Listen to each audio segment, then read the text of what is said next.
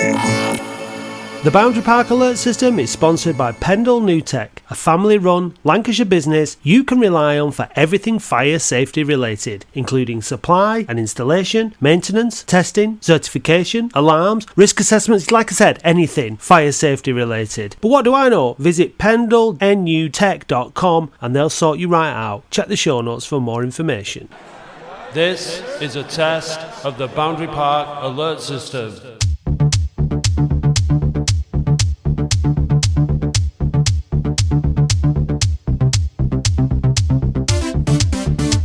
Hello and welcome to the Boundary Park Alert System with me, Matt Dean, and Andy Halliwell, who I believe is in his, well, I know he's in his studio, but you didn't quite get it up to temperature, did you, before you went in there? It's a bit chilly this morning. Well, as you know, we've only built it this year, so this is the first winter, and it was, we packed it out with like insulation and stuff, and we have got underfloor heating in it, but I haven't switched it on this morning, and it was a bit of a shock. Yeah, when I got it here. It's a prerequisite to it working and it being switched on. Yeah. So you'll not forget this. You'll not forget this time. Or next I won't make that mistake again. No. So apart from that, apart from being a bit chilly, how are you this morning, Andy? Well, I'll be honest with you. I was incredibly deflated yesterday morning. It was a very difficult day. Having got up at 2:30 in the morning, I went to bed at 8. Got up at 2:30 in the morning. I did it on Friday and Saturday to get stuck in to, you know, the biggest cricket test series that there is. And someone said to me, who's not a cricket fan, as we're on a football podcast, he said to me, can you explain what happened in the test match, but in like football terms? So I had a go, so I thought I'll repeat it this morning. So basically, we played a game of football against Australia, and we went 1-0 down in the first 5 minutes, right? And but by the time we got to half time, we'd managed to pull it back, and we're 2-1 up. And then very early on in the second half, we scored a third. So we're 3-1 up after about 50 minutes. So all you've got to do now is really see the next 15, 20 minutes of the game out, and you probably won it. That's all you got to do. Not anything silly. Just keep possession of the football. Don't give it away. Don't do anything stupid. And instead, what we decided to do was we let Matt Hudson have a go up front. Right, just stuck him up there for a laugh. We replaced the whole midfield with members of the booze bus. We put the dog in as the back four, and Tim Hilton went in net, and we got beat 18-3. That is the best analogy I can give you. It was monumentally disappointing to watch. So, well, I mean, I'm glad you put it that way. That was good. That. Thank God for Latics. Thank God for Latics. I don't say that very often. You know what, Andy? I genuinely thought then, before I realised what you were talking about, that something was up. I thought you were going to say that you'd had the shits, or you'd you'd woke up at 2:30 in the morning, you had food poisoning, or something serious had happened. Something serious did happen, Matthew. Well, I know I can tell you in your eyes that it was something serious that was going on. Thankfully, it was just the cricket, and you'll bounce back from that. But I mean, I don't know much about cricket. I don't want to talk much about cricket. What I do know is that when it comes to the Ashes, Australia usually win. Just to pick apart, they haven't won in England since 2001, right? That's a fact. So they can get stuffed. We've won out there in 10-11. This is the best chance. This is our best chance, and we absolutely threw it away. I mean, that it's normally Latics that do that to me. Yet Latics yesterday were the stalwart that kept me sane. Right, amazing. Isn't it? Well, at least there's that then. At least there's that. So we'll. So there's Andy's. I'm sure some of you listening share Andy's disappointment when it comes to the cricket, and I'm sure others don't give a shite like me. But yeah, it's bragging rights and all that in it. We do have our Australian contingent down under. Chris Lever will be absolutely delighted. I'm sure he's coming on the podcast in a couple of weeks. He's an Oldham fan, born in England, but he's embraced the Aussies when it comes to cricket, which is probably not a bad shout, to be fair. Anyway, let's move on from that. Let's bring in our returning fan guest. Andy, you've got questions for him. Let's do the honours. Yeah, second time, I think, for this fan guest. He's been on once before. We'll go through the questions anyway. When was your first game, fan guest? As I said last time, this is a question that I never like answering because I genuinely can't remember. My mum and dad used to take me as a babe in arms, so I have no recollection at all of my first game. I do remember early matches at Boundary Park, but sadly I can't remember my first one. What was the era? I was born in 63, and they pretty much started taking me straight away. So any time sort of early to mid 60s. And you vividly remember, therefore, the 74 promotion, presumably. Oh, absolutely, yeah. It's there, ingrained. That's something I'll never forget. I think I spoke at length about that Easter weekend of the promotion season last time I was York City. Yeah. Southport twice and York City once. Oh, York City actually was the final game of the season, I think, or the penultimate game of the season, when the same day United got relegated, which was a joyous sweet day. Oh, it was. I don't think I've ever. Imagine that now. Imagine that now, Matt. Imagine that we get back into League One and we assemble a team capable of competing at the top end, and then maybe we squeeze into the playoffs and win the playoffs, or we just about manage to get into the Championship at the same time as United get relegated from the Premier League. Imagine how fun that day would be. Yeah.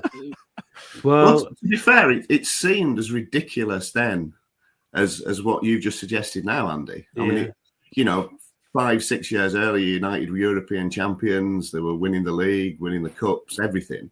And it was a day I never thought I'd see as a Latics fan, because that early period of my life, we were, as we are now, bottom half of the 4th division. And it looked like we'd always be. And then obviously a couple of promotions later, and United getting relegated was unthinkable, absolutely unthinkable. So you never know. Fingers crossed. We live in hope. Who was your first favourite player then? Jim Fryatt, and then Maurice Whittle. Big names of those eras. Before my time, but I know the names well. What was your different players as well, obviously? Yeah, different positions. Yeah.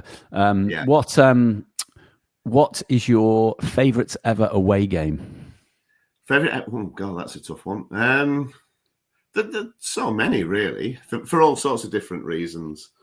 In terms of, I think the 4-1 win at City has got to be up there with the Roger Palmer hat trick. That was just an incredible day.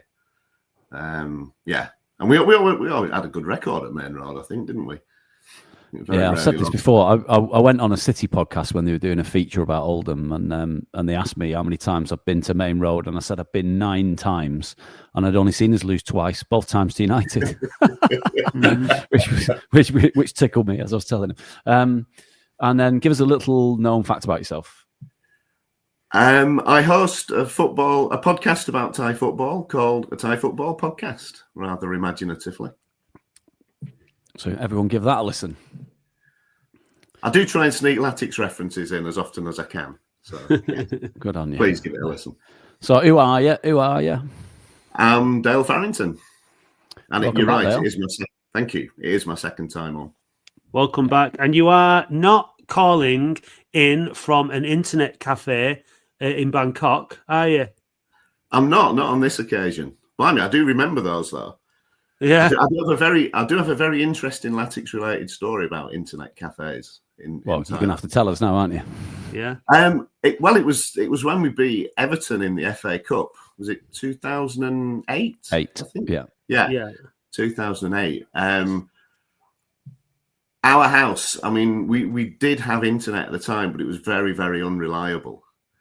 So I wasn't able to follow the match at all. The internet had gone off. So I had to dash down about 6 o'clock the next morning to our local internet cafe when it opened. I was literally banging on the door to be let in because I had no idea of the result.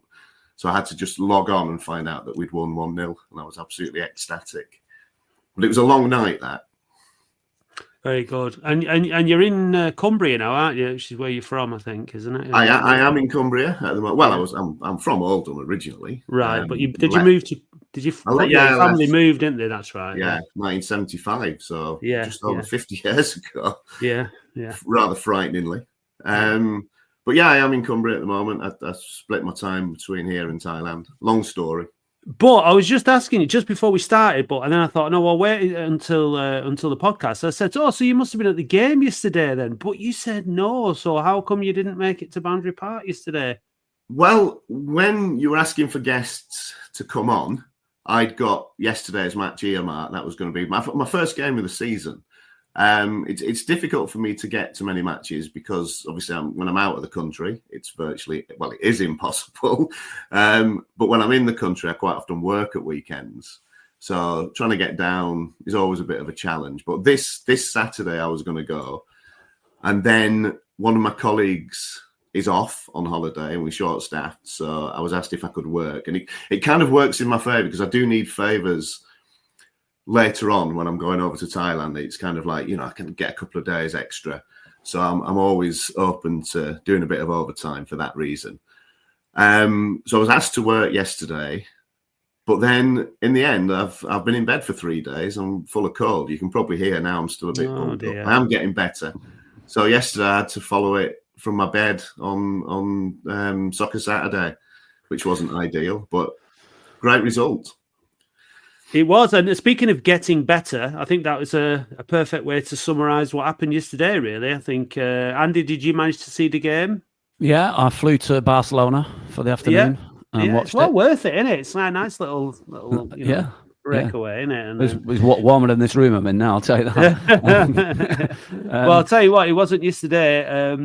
Yesterday it was all right. It started off like, perfectly fine. You're outside, but you're not cold. And it wasn't cold at all, you said. But by the end of the game, my feet were starting to feel it a little bit. It was cold, damp air. It was very, very humid, lots of moisture in the air yesterday, even though it wasn't raining.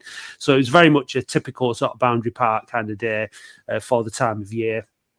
And but thankfully, by the second half, the football had warmed our feet up a little bit. We'd really sort of managed to turn it around. I think, Andy, you saw it. Dale, you didn't, but we'll chat through the game. But it was really obvious yesterday that the midfield was really far too narrow, and we had no width in the first half. That was the bottom line. We had loads of the ball. Loads of the possession, never really looked threatened by Newport, who, on the break looked like they might be they had the potential to do damage. Had a couple of decent efforts where they hit us on the break, but we were in control of the game in terms of possession. But what we were doing with the ball was just nowhere near good enough. And the two lads who were on the ball the most were Daniels and Month. They were like bringing the ball up from the back. Newport was sitting back and they were carrying the ball forward, but then they were just bypassing the midfield. And so we were just being wasteful with the ball. And Mickey Mellon spotted it and did something that Nicky Mellon doesn't usually do. He made 2 substitutions at half-time, changed the formation, and it completely changed the game, didn't it? Yeah, it did, yeah. It's funny, isn't it? Do you give him credit? Do you give him credit for that early change at half-time? I think you probably do. But at the same time, do you criticise him for not having put width on from the offset? Because we saw in the 0-0 draw the other day when we were going narrow with that diamond, it wasn't very effective. I've got just the point you made. But we did beat Harrogate, didn't we? In between with that same formation. Or was that before? That was before. Was that before? That's before. Yeah. Crew came after Harrogate. Crew was last week, wasn't it? But it seems like ages ago, that Crew game. I know, doesn't it? Yeah. Anyway, the point you made is obviously I've got the benefit of the TV stats when I'm watching it, and you haven't. We at half time we had 65% possession of the football, and we had also had 82% passing accuracy, which is really high. Newport's was 60 odd, to give you an idea. But the reason our passing accuracy was so high is because we had no width. We just kept going along the back four. Yeah. So you're just passing. So we were safe. It was safe passing basically, just to retain the football, and we had loads of the ball. But we just weren't doing weren't as effective with it as we were in the second half when we brought a bit of width and pace on. And the substitutes really made a difference. By full time, those numbers had changed. So we dropped to just under 60% possession in the end. So we had not had as much of the ball. Newport had a bit more in the second half. And our sort of passing accuracy had dropped as well because we were taking more risks. and they're taking more risks is going to create goals. I guess it kind of open you up at the back. But I just thought that those stats were pretty interesting. I'll tell you something else that was another interesting stat was successful crosses. These are half-time stats, not full-time stats. You think these were full-time stats, half-time stats. Newport had got 2 out of 8 crosses into the box. We had got 3 crosses out of 25 attempts. No way. Seriously, right? That was half time, and that was, that was a bit of a theme. Is we're not putting decent balls in, but we're still putting these floaty things in. I thought I've said last week, Jamie Robson is quality. He didn't get past the first man with a corner and a free kick yesterday, so he was a bit culpable for delivery as well. And a couple of people were trying to take me to task on social media after last week's episode, saying that he's not a Rolls Royce of a fullback. Well, okay, but he's the best fullback we've had in a long time, and he's not perfect, yes, but I thought he was excellent. It's to him. I'd put him as maybe like as like a really souped up, top of their edge golf GCI, something like that. You know what I mean? At this kind of level, he's got that kind of pace and power and aggression. So that's maybe where I'd put him. Yeah, BMW 3 Series even. Yeah, he's a nice car. He's a nice car. He's a nice little motor, isn't he, old Jamie Robson? Yeah. Oh yeah. I mean, if you think about some of the 3-wheel vans we've had playing at fullback over the years, that we got from that old Reliant Robin shop on Rochdale Road next to the Queens. Do you remember that? Yeah, that one. Yeah. We're all piled up in there. Yeah, good. Or even from like North African car dealerships that my dad was shipping over. See, it's just ridiculous to pick holes in the best fullback I've had in a long time. Hawks was superb, wasn't he? He was absolutely brilliant. That was the best. He really, really surprised me in that position that he was playing, sort of in behind. And he drifted in and out wide, came back in again. He was really, really good. And you've got to say that the 2 subs were really, really affected the game. So we have to say Quigley as well. Quigley as well, because he scored, didn't he? So he did. His impact in terms of the general play wasn't as effective as Fondop and Drummond, but he took his goal really well. Fondop and Drummond were involved in both the goals, and yeah, you're right. They were brilliant. And you know what? When they came on with the attitude of players who wanted to change the game. You could see it. Like something to prove. And we've kind of fluctuated, haven't we, this season with what the best formation is. And I think that's the same with Mellon. And I think you've back to your original question about whether or not he should have set the team up like that at the start or not. He's been playing with the same system consistently, and he probably wanted to keep that. But to his credit, it didn't work. It wasn't working. The big question now is, does he start with that team that finished the game on Saturday at Accrington Stanley? And I think the one question there would be Michael Mellon. And I want to talk about Michael Mellon again because he is he's the star player insofar as, he's signed from a Premier League club and all that. The one area of his game, now, in fairness to him, he in the first half, he was just trying to get those high, lofty balls over the top and all that. They weren't playing to his strengths at all. But strength is the thing I want to talk about with him. And I know he's only 21, but his main weakness at this level is his lack of physical strength and ability. He's got technical ability, but he gets muscled off the ball too much. He's up against these big, strong centre halves week in, week out, and he doesn't have the upper body strength to just see them off in the same way that Mike Fondop does. That second goal yesterday with Fondop, where he shrugged them off, like the defender had his arm around his neck virtually, and he just kept going, and he played that beautiful ball out to the left to Hawks. There's no way Mellon would have been able to do that. Now, I'm not, I don't, you need to spend more time in the gym. Maybe he needs to bulk himself up. But I think his strength at this level is what's limiting his ability to get a sight on goal, to be honest. Well, I'll let Dale contribute in a minute because it's just me and you talking. But I agree with you. Yeah. I'm just nodding along with everything you're saying. So. I think There were a couple of chances where he got in behind Mellon in the first half, where he was goal side of the defender, and he should really have been able to get shot away and failed on both occasions because, like you said, the defender got around him.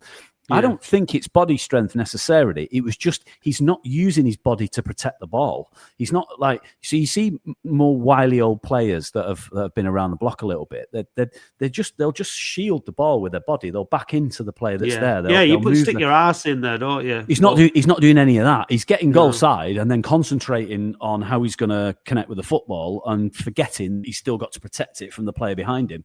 But I think maybe it's a bit of strength. It's probably a bit of know-how. He just needs to be a bit wilier. When Drummond put that ball in from the right hand side and he got the head on goal, he basically set up Hawks' first goal, and that was much more to his strength, that kind of ball that you can attack. Keeper saved it and Hawks put it away. Drummond's goal, sorry, not Drummond's goal, one day. Quigley's goal. Yeah, I know. He was really composed in that instance. Actually, Quigley, he waited for the defender because he knew the defender was going to commit, and he went, took his time, put it away, and then Hart's third goal was a cracking finish. So we're beating bottom of the league convincingly at home, 3-0. That's what we'd expect. Dale, overall, are we? I mean, we know we're doing all right, but is my prediction for the start of the season was 7th. Is that still on the cards? Can we creep up based on what you've seen, Dale, or are you Andy shaking his head? Are you thinking we're going to finish more mid-table? I'd like to think we can, to be honest. I mean, I watched the match against Crewe, and I thought we were hugely disappointing. I thought we were lucky to come away with a point in that game because all the way through it, I was thinking, where are the goals going to come from? And I must admit, first half yesterday, even though I wasn't watching the game, I was following it, it was 0-0. And again, you're thinking, are we going to score here? And it's interesting what you were saying about Mellon, because I want to go back to the start of the podcast when I mentioned Jim Fryatt. Jim Fryatt was very much that big, old-fashioned centre forward who used to bully defenders. He relished the battle. Michael Mellon is more of a David Shaw, who was Jim Fryatt's partner in crime. And they worked really well as the traditional big man, little man. Shaw had that intelligence. He played off Fryatt. So maybe Mellon would be better playing alongside somebody like that, a good old-fashioned bustling centre forward who frightens defenders. And Mellon's there to pick up the pieces. But going back to what you were asking about, I think we can. I think there are a lot of positives this season. I mean, I always struggle to what people's expectations are. I mean, even last season, we kind of stumbled into the playoffs, didn't we? I mean, one of my biggest regrets, if that had been one of your opening questions, Andy, I'd have been able to answer this quite easily. My Thai team, Chonburi, were promoted last season, and I was in England when we went up. And of course, I was in Thailand throughout the playoffs, which is probably the worst case of planning that anybody could ever have. I didn't expect us to get into the playoffs last season. And even when we got in, it's been talked about so many times, but who saw that coming? That week or whatever it was, 2 weeks, was just incredible, wasn't it? And you kind of think, well, if that team had that in them, why have we not seen it all season?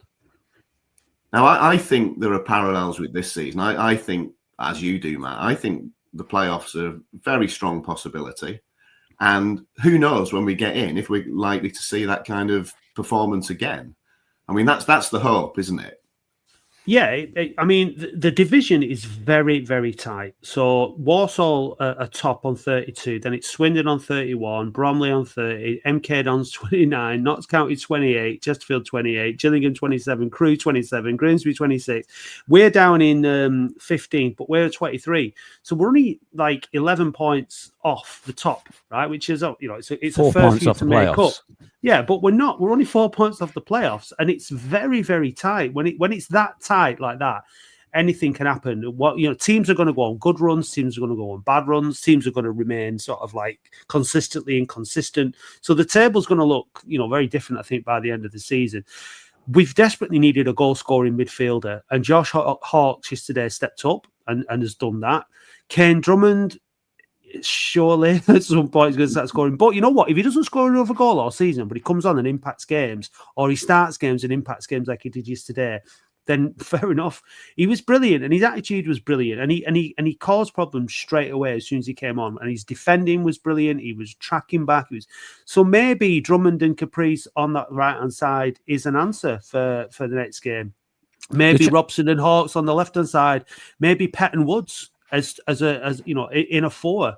That could work. There's a bit more dynamic, I think, with Pett and Woods and Conlon and Woods, which was the problem earlier on in the season when we were playing a 4-4-2. So, we're going to Accrington next season. Is Mickey Mellon going to play and try and stretch the pitch and have it as open as a 4-4-2 away from home, or is he going to revert to a slightly more solid 4-1-3-2? What do we reckon?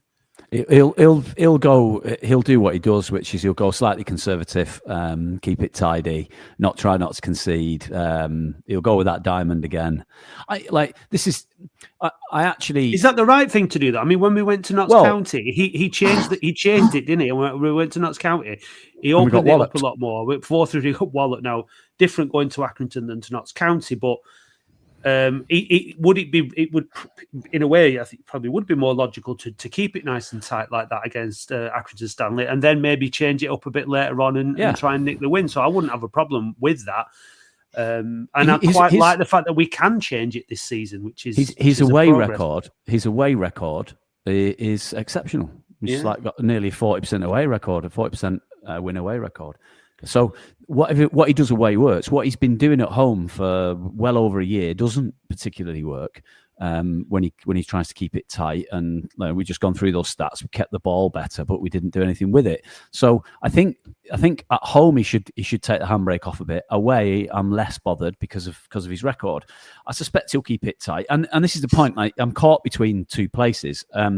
When you've got a fresh Mike Fondop coming on 45 to 60 minutes and a fresh Kane Drummond coming on around the same sort of time, then the game is getting stretched. The opposition are tired. That's when they can be most impactful. When Fondop and Drummond have started, we've not looked as they've not looked as to be able to affect the game in the same way. So I think there's an argument for. I do agree with that, but also I think that the actual formation, the personnel on the pitch matters as well. I think we've not seen it. That team hasn't started where we've had Hawkes on the left, Pett and Woods in the middle, Drummond on the right, Caprice at right back. That team hasn't played yet. It's not started a game, so we don't really know what impact that team could have if it starts. But again, I'll trust Mickey Mellon. I think yesterday the atmosphere. Like I said, it was a bit of a cold, sort of, misty kind of, winter's day against bottom of the league, who didn't bring a massive amount with them. It took a while to get going. It took until the second half for the crowd to get going. It wasn't much to shout about until that. But credit to him for making those changes. So let's have a listen to Mickey Mellon and see what he has to say. We're the fire experts, fire safety experts at Pendle New Tech. We train fire marshals, fire safety marshals at Pendle New Tech. Pendle New Tech have fire experts across the UK covering all your local and national needs. With over 100 years experience in the fire safety industry, you know that you can trust Pendle New Tech. Right, enough of that now. Mickey, how pleased the win was that? Yeah, we needed to win today, and I think that would be fair to say. I thought it was a bit drab and wasn't a good version of ourselves in the first half. We had a wee tweak around a wee bit, and we looked better, a lot better second half. But still, with improvements to be made. But it was an important result for us, and to score 3 goals and get a clean sheet is going to do us the world of good. but we knew that we were to get the result today. You said that we needed to get the result. Was that the message before the game, that the bottom line was we needed to get that win? It always is, but I think we know we're football people, and we know that we're. I can't even take you serious for that, Tash. Is it Dickie Davis? What about Dickie Davis? It's happening. We needed to get a result. Really pleased that the supporters stuck with us, because we weren't happy at half time, but the supporters stuck with us, and we like I say, we did a wee jiggering, and the message was we need to get more on the front foot and get on the sides of them and get some. We put some width on in the second half to try and get at them down the sides, and I'm really pleased for Hawks, really pleased for Big Joe that they got their goals. And I'm pleased that for us as a football club, we've got a valuable result. You mentioned those improvements after half time, obviously 3 goals in the second half. How big of an impact did making those changes at the break make? I think all of the impact, yeah. We try to get it. The boys come on and they give us good width and good energy down the outsides. We then were able to go and get the overlaps in and get some good ball into the box. To be more of a threat all over the front, and no, it was the boys that come on definitely helped us to spark us into life, and it sparked a lot of the other boys into life, and we got a deserved win. Josh Hawks has obviously scored 2 goals, but even those goals aside, his performance was fantastic, wasn't it? Yeah, he's been working really hard. Great credit to him, working really hard with the fitness guys. For about a month now, sort of staying behind and then extra in order to try and boost his power levels. And he's not played a lot of football for a long time. So last season never played a lot of football, so that we thought that the power had gone a wee bit. But he's worked really hard, and that looks like it's came back again. And you've seen what a threat it can be. He's such a talented lad. I'm really pleased that we've got him here, and he was well deserved. Man of the match, and that was great credit to him. You mentioned the talent he has. Does his second goal, our third goal, show precisely that talent? Yeah, I've seen him doing that loads. As soon as I've seen him getting there, I've seen him doing that an awful lot, and I was pleased to see that going for him and be able to celebrate in front of the supporters, because that's important, that relationship, you can build that relationship, because the supporters will have seen today what a good player he is. So no, that was good. That was good. You mentioned the impression that the substitutes made, and among those was Kane Drummond. We spoke last week about his impact. How much of an impact did he have this afternoon as well? Oh, huge. He's full of energy and pace. Honestly, if you've seen him in training, so his finishing is incredible. And the one that he went through, I just thought, hit it like you do in training, hit it. But maybe just lacks a wee bit of confidence with that. But he certainly brings you work rate, energy, gets a crowd going, and days like today, he brought that spark, and he was a massive part of us getting a result today. And just finally, we've spoken throughout the season about the solid foundations that we've got. What, a 9th clean sheet this afternoon from 17 games played. How impressive is that statistic? Yeah, very. We've got to keep going. We want to score goals. We want to keep clean sheets. We want to represent the supporters properly and play football that makes them believe it's worthwhile coming to watch us play. And I still know that we have got a long way to go towards being that sort of vision of what I want to see more of. But we're definitely heading in the right direction. It's always a difficult season, the first one that you come back up again. But we're finding an awful lot out about ourselves, and if we can keep getting results and we can keep winning games of football, keep getting clean sheets and scoring goals, obviously, that gives a good opportunity of powering into the second half of the season. Well, this afternoon. Thank you, Al. Mickey Mellon there. 9 clean sheets. It's very impressive, Dale, isn't it? That number of clean sheets. It is very impressive, and it's something that I don't think people put that much importance on, but it clearly is. You know, I mean, a solid defence. I mean, you only need to score once, then, don't you, to win a game? Not necessarily the most entertaining football. You know, we're not talking about Joe Royal approach here, but yeah, it can't be underestimated just how important that is to the team, and as he said there, you know, building confidence. I think the one thing that over the past couple of seasons, and I mentioned the playoffs before, is we failed to kind of get any momentum going, really, I find. You know, the win yesterday, you'd like to think that'd be a kickstart to now going on a long unbeaten run, picking up a few points, scoring a few goals. But we seem to get into positions where we're doing okay, we're doing well, have a couple of good results, and then we just kind of fall away. And I can't really put my finger on why that should be.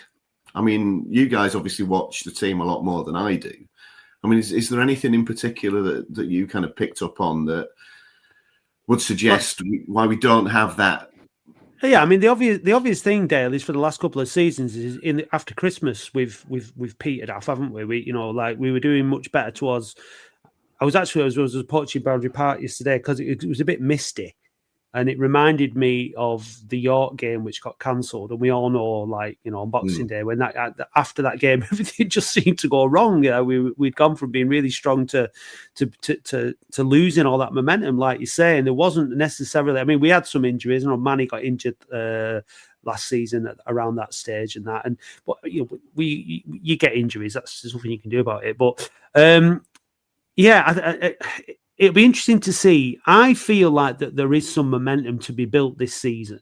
And I think we are going in that direction. I think what that little insight into Josh Hawkes was really interesting, because he's somebody who's come in, looked like he was could be doing quite well, played quite well in earlier on in the season. But obviously I think what Mickey and the team have decided is that he needs to work more off the pitch, sort of thing, and they wanted to get him back up to speed, and thought that other players could probably do a job while he was getting himself back up, and he's come back the last couple of games and done really, really well.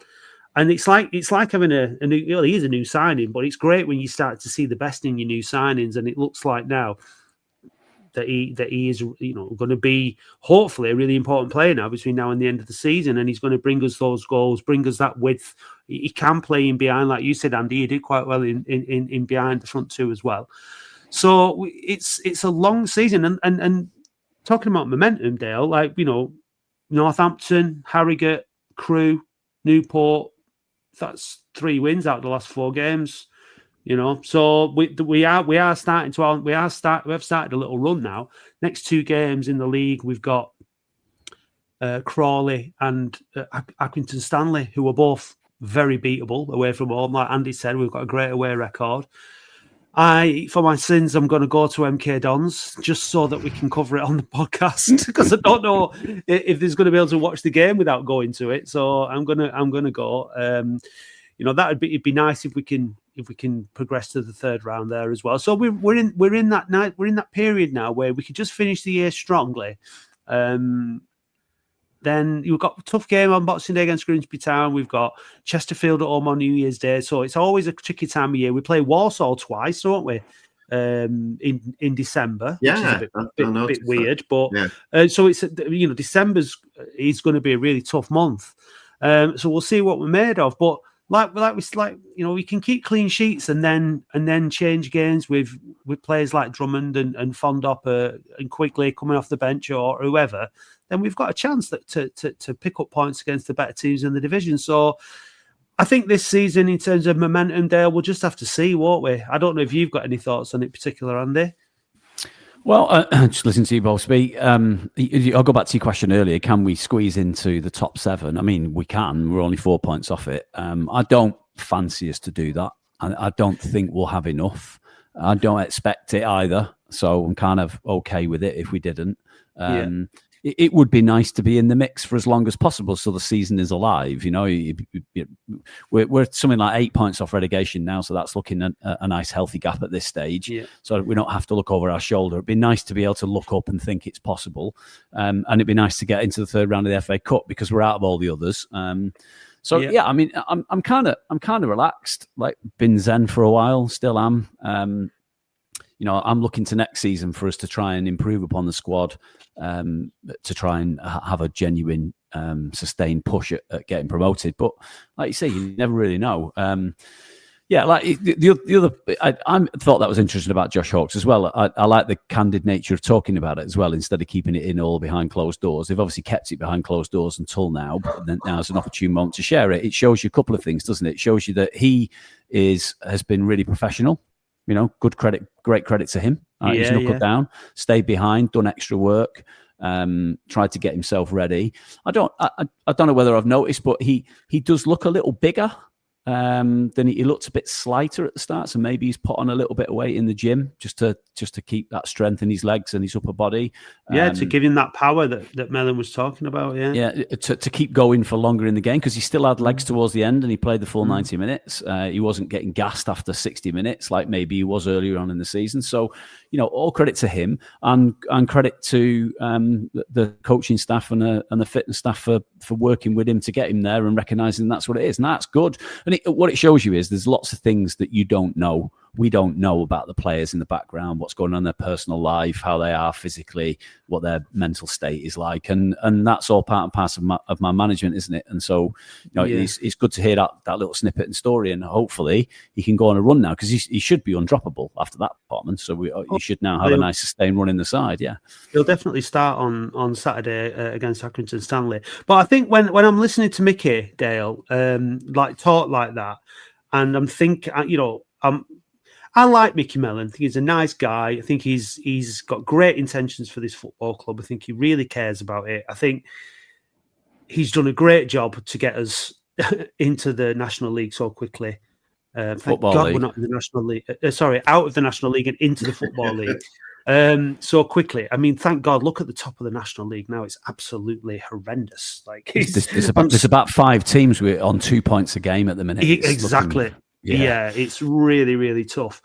So thank goodness for that. But like that thing about momentum and about getting to know your players, and you know, we're getting towards Christmas. Mickey Mellon's contract it's always going to be a talking point, you know, in terms of what do we do. But I just think the consistency, the stability at the club that we have at the moment, the fact that the manager is signing the players, he knows the players, he's bringing lads through that he's worked with before. I think that level of consistency, and I think that the stability that the manager brings is an important part of that question of momentum. You know, yesterday that Newport brought a new manager in because they were struggling. You know, new manager bounced, didn't get it, but you know, there's no need for us to change the manager. We're in an ascendancy, and I think that having Mickey, somebody who cares so much, someone who's got such a good relationship with the owners, a good relationship with the fans, he's got his players, he knows what he's doing. Where do you stand on offering him a contract? If you had the checkbook and the lawyer by your side, Dale, what would you be doing right now? Absolutely. I'd give him a contract for as long as he wants, really. I agree with you. I think it's important to have that stability after everything we've been through over the past 20, 25 years or whatever it was. It's not the most attractive football, but I don't think that really matters in a lot of cases. You know, we're doing really well. And as everybody said, you know, the National League, if we had to get out last season, it would have been an absolute nightmare this season, especially for me. I know quite a lot of Carlisle fans living up here, so I couldn't have handled that, definitely. Yeah. But he is. He's a very old-fashioned manager, isn't he? You know, there aren't many of that type around anymore. You know, he's that sort of, I don't know what kind of bracket you'd put him into. So not in terms of what he's achieved, but, you know, he's kind of that Shankly, Ferguson, Paisley, old-fashioned, you know, boot room Scottish guy. You just listen to all the old-school Scottish managers. Yeah. Well, Paisley was from Newcastle, though. Right. Frizzle. Jimmy Frizzle, yeah. I mean, you know, a lot of similarities, and I think you're absolutely right. And there seems to be a really good feeling around the club at the moment. Still, we still have that feel good factor. I mean, the crowds are incredible. How they've held up. The away support is just immense. You know, I can remember going to away games in the 70s and 80s, and you know, there'd be me, my mum, and my dad, and possibly 2 other people there. You know, so it's fantastic to see this. And the other thing that I find really encouraging is there seem to be a number of blogs that have sprung up as well. And all this kind of feeds into that we're going somewhere. We are, and I think you mentioned it, didn't you, Matt, a while ago. We're on a journey, I think, and that all contributes to that for me. So it seems like the fans have bought into it. You know, we can't be expected to run away with the league, but overall, I think I'm feeling very optimistic, and I think Mickey Mellon is a big reason for that. You know, he plays a huge part in it. And to even consider getting rid of him now would be absolute madness, in my opinion. Interestingly, I've just recorded a chat with someone from a Thai football podcast, another plug there. And the number of coaches that have been sacked in Thailand, we're like a dozen games into the season or whatever it is. And it must run into like 30 or 40 have already lost their jobs. It's madness. So I think that, you know, Frank and the owners and the board deserve a lot of credit for sticking with him, and I think he's delivering. You know, yeah. One of the things you've got to consider as well is the fact that we talked about it last week or the week before. The fact that the youth team and the academy was disbanded and has had to be restarted again, and it's going to take some time. Well, there was news this week where they'd offered a professional contract to a chap called Frankie McMahon Brown. It's good. We haven't had a double barrel name for a while. That's good. Frankie McMahon Brown, who I think had been around some of the Premier League and Championship clubs in the Northwest and been released by them. And that's how we got James Tarkowski, by the way. Blackburn got rid of him and we picked him up as a teenager, and look what he's done. So I think this, you know, when you haven't got, Rochdale haven't got an academy, Bury obviously don't have one. In our part of sort of northeast Manchester or around that area, we've got a good opportunity to catch a lot of players within that academy structure, and those that are being released from all the bigger clubs around us, and the fruits of that will bear fruit in 3, 4, 5 seasons time. And so for the time being, if you've got a gnarly seasoned man manager in the lower leagues like Mickey Mellon seen us through, then you can see a time where he might hand over the reins to a progressive, modern, youth-based coach when you've got that influx of players coming through the ranks later. That's how I look at it. So, yeah. And on that point, Andy, do you think that that person, it would be beneficial for that person to, a bit like Southgate did it in England, you know, where he managed to work with the younger players, a bit like Sheridan when he came in, he'd work with the younger players and then came with an internal somebody that's like, you know, we've mentioned before, what's he called, Scott Davis, you know, someone like that who's in and around the players in the team. And do you think that might be something that the club might be eyeing up rather than bringing somebody else in? I don't honestly know, and there's no silver bullet answer to that question, is there? You can never tell. I just look at our history. Like in our history, our most successful managers prior to Mellon were probably unarguably Frizzle. Well, actually, in post-war at least, you know, in living memory, were Frizzle, Royal, Sheridan, and Dowie. Probably those 4 did the most with us, and all 4 of them. Correct me if I'm wrong. Latics was their first job, so I've got no issue with the appointment of a rookie, to use like, you know, an American term. So Lee Johnson as well, you could chuck in there, couldn't you? You could, yeah, you know? yeah. I mean, not that there's much in the way of successful managers, but he would be probably the next in line, and he was a rookie. Yeah, they were all, and they all did well. So I've got no problem with Latics being the first job for somebody if indeed they've got credentials that match up to that first job. Either they're exceptional man managers, well thought of in the game, done all the coaching badges, worked with youth. I'm cool with it. I don't know much about Scott Davis. You and I have met him, Matt, when we've been in to do interviews. We obviously couldn't do an interview with Mickey Mellon this season because of the short gap between Wembley and the start of the season. They were in Scotland, I think, when we were available to do it.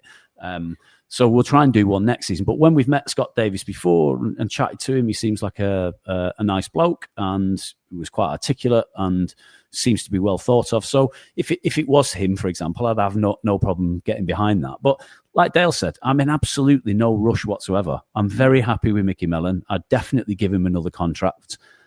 for us, reasonably as long as he wants, a year, 2 years, no problem, because I think he can and will probably get us into League One. I think he's capable. He's proved it before. I think he can do it again. Whether that's the ceiling that this type of managerial approach would take you to is then open to debate, and whether you need to look in a different. But that hopefully that would coincide with the sort of with the coming together of a successful youth team, pumping young players into the squad that you can sell on for large profit and begin to go again. So yeah, the future's exciting, really. While we're on that subject matter, I don't know whether, well, I know you did, Matt, because you and I shared this, but I don't know whether anyone listening or Dale had seen, but Andy Burnham's office announced something this week. Is he doing a speech about it soon, Matt? Was it last week or was it this week coming? You spotted it. Yeah, I'm not sure. I can't remember when it was, to be honest. We're about to seek that out. But anyway, Andy Burnham's office announced in terms of investment in the Northwest, lots of projects that his office are looking to get off the ground. And listed amongst all of that was something called the Sportstown Mayoral Development Corporation.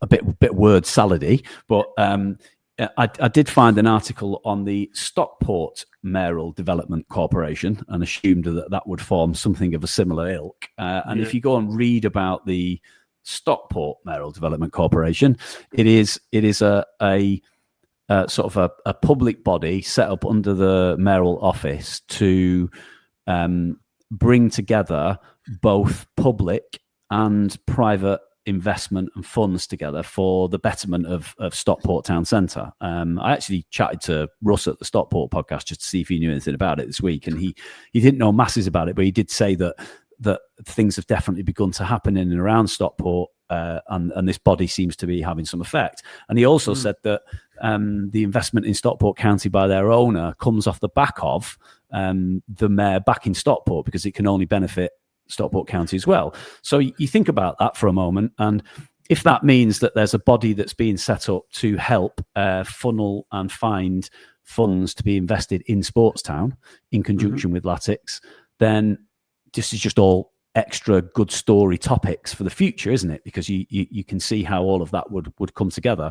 My only word of caution for that would be, and it isn't really in the sort of paperwork that you can see on the Stockport one, is what happens to, if you're getting private investors going to want a dividend or a return on that investment. How does that manifest, and what does that mean for the football club in terms of finance? Is there any endowment or security against it? I don't know, but that's obviously up to the club. Maybe that's a question we could ask them one day in the future, or maybe something that the foundation might like to ask is a bit of detail about that. I think the thing with Sportstown is it's a separate entity to the football club, and it's going to need private investment regardless, isn't it? In order to be developed. So I think there is a difference between the football club and Sportstown. So I think that's probably quite an important distinction. But yeah, I mean, it's really encouraging, because that's what we want. We want that project to succeed, and for the football club to I think the idea is that the football club benefits off the success of Sportstown. It's not it's part of the complex, if you like, in it, and there is a lot of detail to be released yet on it. We don't know, because I think it's still in its pretty formative stages. But you can't deny. I mean, we keep politics out of football, Andy. Right? We keep politics out of football, but we're not going to talk about Andy Burnham. But what you can't deny is that Manchester is the fastest growing economy outside of London. The amount of investment going into Manchester is astronomical, and we need and part of the mayor's remit is to make sure that it's not just the city centre that benefits from that investment, and that places like Oldham and Stockport's booming, loads and loads of investment, and the town centre in Stockport is a massive destination now for people. So it's really positive. It's a good place to be, and long overdue for a place like Oldham that we get significant investment, and the vision is there. And I think that Mickey Mellon, from what we know about him, and what his other interests are, he's excited by the whole project. And I'm sure, that I was just looking. I'm sure he wants to be involved. I was just looking up how old he was there, because he was taking the mick out of Alan, wasn't he, for having a tash. But Mickey Mellon, it's about 52, isn't he? 53. Yeah. He used to have a tash. He's not that much older than me and you, mate. No, he's not. No, I know. He's obviously football is a stressful business. I think he's probably put a few more lines on his forehead than me and you have. But he also used to have a mustache. So if you've not check out Mickey Mellon from his playing days. He had a tash. So he's laughing at Alan there. But I think Alan must be doing Movember. I think. But yeah, Mickey used to wear one seriously. So and check out Dickie Davis as well for those people who don't know or are too young to remember. It wasn't just the tash; it was the white sort of stripe, wasn't it, in the hair? I'm assuming you two know who Dickie Davis is. Oh yeah, of course, yeah. What was it, World of Sport presenter? World of Sport, yeah. Yeah, that's right. Yeah, I remember Dickie Davis. Yeah. Anyway, World of Sport is one thing. World of Latics is another. So I think we're at that time. Did you do it before? I did. Yes, Latics Mind. Yes. How did you get? I seem to remember there were lots of questions about shirts. What was the away shirt in 1987, and what was the away shirt in 1995, and things like that. Well, hopefully we've got a nice mix-up of questions for you this time. Yeah. That you hopefully that you know the answer to. That'd be ideal, but there's no guarantees. Right. Anything from 1970 to 1995 would be right. Well, I'm sure there'll be a few in there from that era. So, right. Well, best of luck, mate. Thank you. Let's play Latics Mind. Latics Mind is sponsored by Oldham Athletic Supporters Foundation, investing in the fans, the club and the community. Join today at oasf.co.uk for just £12 a year. OASF, because we're stronger together.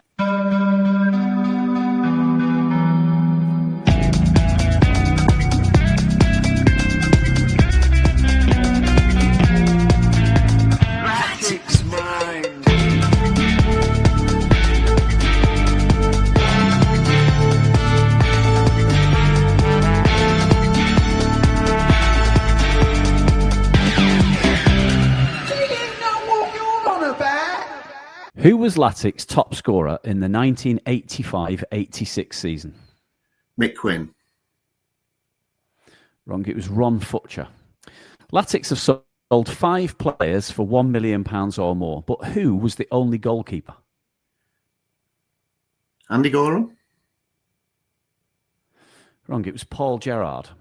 Latics won at Cambridge this season. Before that, when they last won at the Abbey Stadium, who was our manager that day? Joe Royle. It was Laurent Banide. Which famous game in Latics history followed this scoring pattern? 1-0, 1-1, 2-1, 3-1, 4-1, 4-2 and 4-3. Pass. Who scored Latics' equaliser at Fleetwood in the League Cup this season? Mike Fondop. It was Regan Ogle. Which long-serving Latics midfielder also had spells at Tranmere and Sheffield United after Latics? Pass. Should know that. Who beat Latics in the 4th round of the FA Cup in 2008?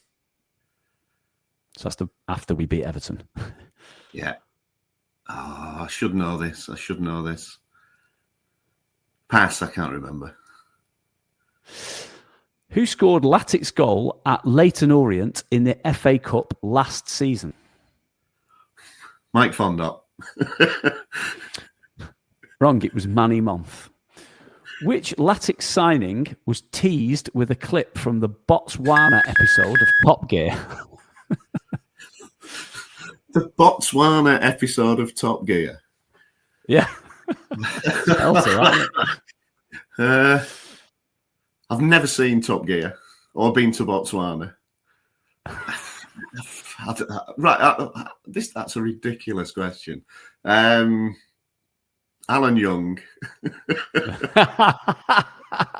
Well, I mean, Alan Young wasn't playing when you could tease signings of players on social media and video, was it? So it wouldn't be him. But anyway, it was Oliver Hammond, because there was a clip of Richard Hammond seeing his car sink into an African river, and he called it Oliver, and he was shouting, Oliver, Oliver. Anyway, so that's that. Right, there. You scored a big fat 0 there, Dale. I know. There was nothing in my era. Yeah, there were. There were loads in your era. Absolutely loads in your era. I've never forgiven Alan Young, by the way. That move to Ascot still really grates with me. Right, there were a few passes in here. Yeah. So let me find the passes. Which famous game in Latics history followed the scoring pattern 1-0, 1-1, 2-1, 3-1, 4-1, 4-2, and 4-3? Matt?